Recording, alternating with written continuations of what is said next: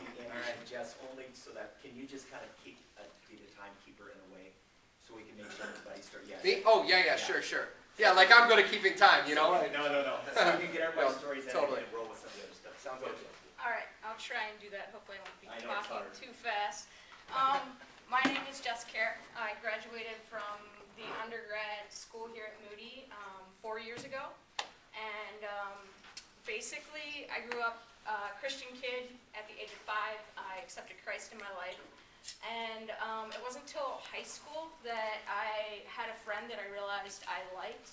But at the time, and it was a girl, obviously, but I didn't realize what it was, and I was just scared of it. I just tried not to want to be around her all the time, but I did want to be around her all the time.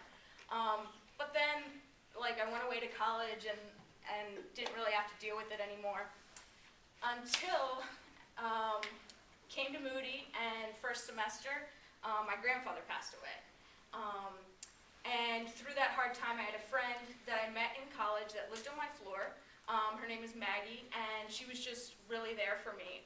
She was basically the best friend that I had always wanted and never had.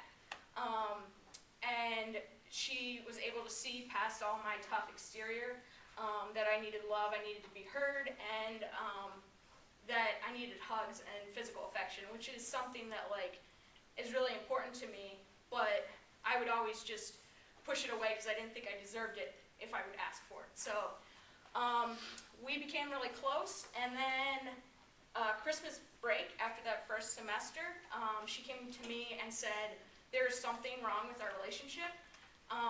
We need to stop this right now. So we didn't talk over Christmas break or anything, just cut it off just like that. I went home. My family didn't understand what was going on. They're just like, why can't you get over this? What's your problem? What's wrong with you? And came back to school second semester. Over the first semester, I failed an OT class and wasn't used to failing anything. So yeah, I knew I was going to have to take that over, and just had to deal with the breakup of basically that relationship. And I realized later it was a codependent relationship, and it was unhealthy, but I didn't realize that there was any kind of attraction there. I thought we were just too close of friends and codependent. Then God was just breaking me, basically, which I'm totally grateful for, and I'm going to change anything, but I came to Moody to be a missionary pilot, and they had an evaluation program, and you'd go there for a month. Well, I wasn't accepted into their program, and the only reason I came to Moody was to be this missionary pilot, you know, the whole story, called, had a vision, thought this was what I was supposed to do with my life. So basically, all these things going on, I got into, just became depressed, because my family doesn't deal with emotion. We act like it's not there, and all we need is Christ, and then we're happy, and that's our big fixer. And so I started on antidepressants, and then also going to therapy, and just basically dealing with that codependent relationship. I graduated, okay, hold up a second. Then there was a point where I actually became suicidal, and I actually remember when this happened. I was at work, and I was just thinking, because I'm very open and honest with people, and I had told a bunch of my friends here at Moody that, I was struggling, I was really depressed, I was down, it was really hard for me to keep up with classes and all this stuff. My parents didn't understand, they weren't supportive at all. And there was only about I think at the time there was just one person that really was willing to walk with me on that journey, because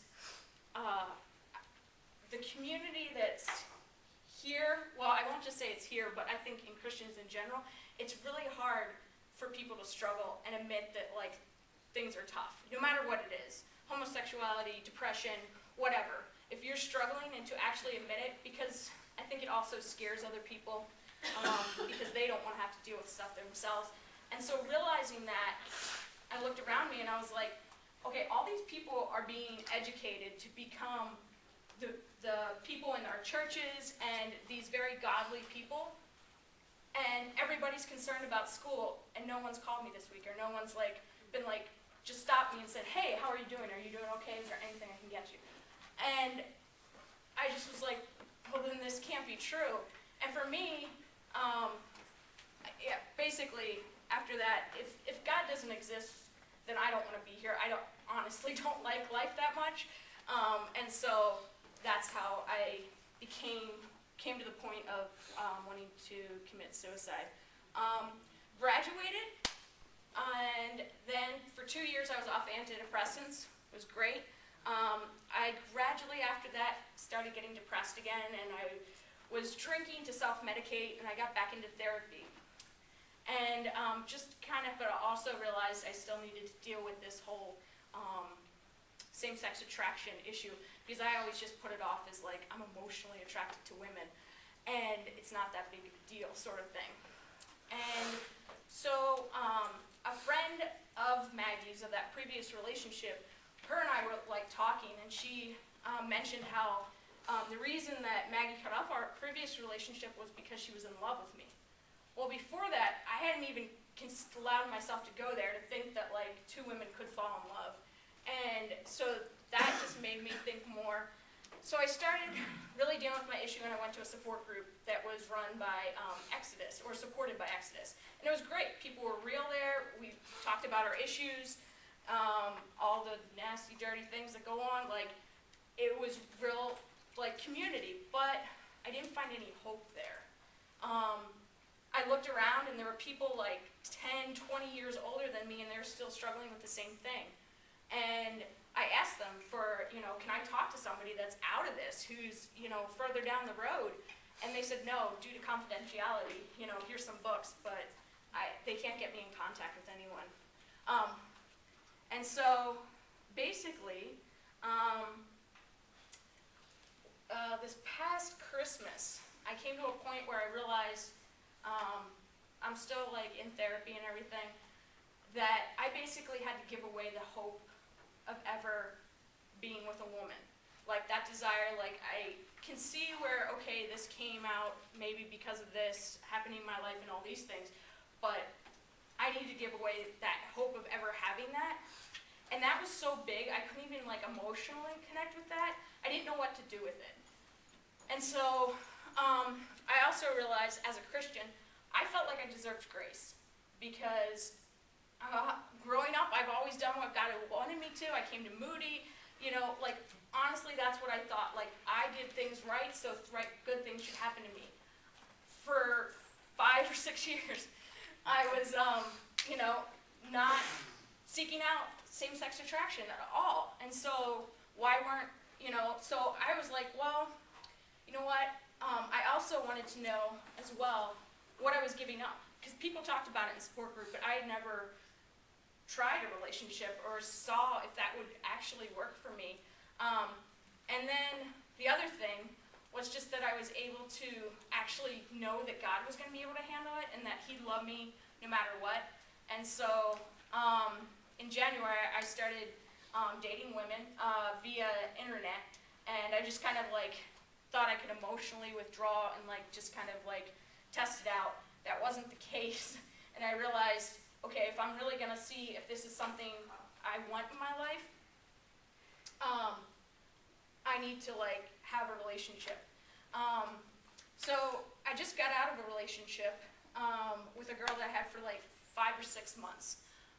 But some things I like learned was I did understand, like I've experienced an amazing amount of grace, and I haven't felt any guilt, which really confuses me, because all my life I felt guilty. And I'm very sensitive to guilt, I guess you could say. So for me not to feel guilt, it's just like, okay, Lord, is this... So for me, like, my relationship with God is good, and I feel like I don't know if this is where He has me the rest of my life, but I know this is where I'm supposed to be right now. And basically I've decided, you know what, Lord, I prayed this, like, Lord, I want to be with somebody the rest of my life.